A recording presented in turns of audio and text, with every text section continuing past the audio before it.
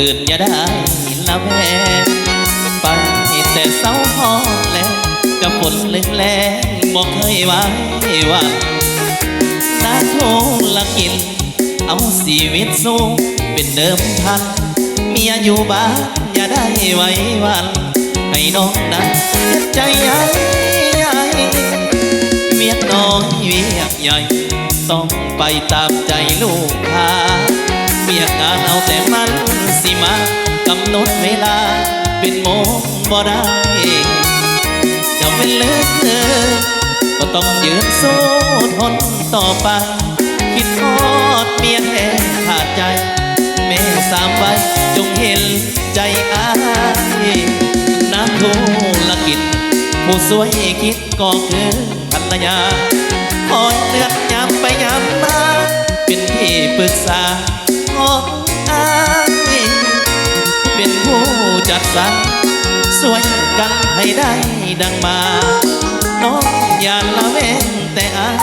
ทางน้องเคียงกันนั้นเด้องามไปเด้อไปเด้อน้องอย่าตื่นตกใจผู้หาท่านเคยว่า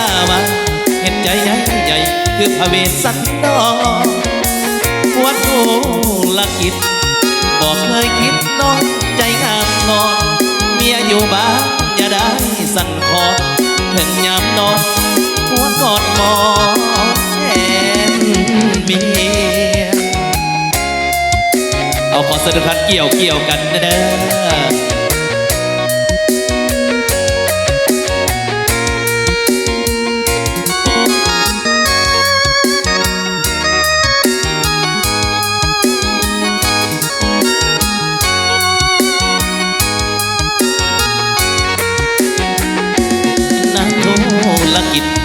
ผู้สวยคิดก็คือภรรยาคอยเตือนย้ำไปย้ำมาเป็นที่ปรึกษาของอาย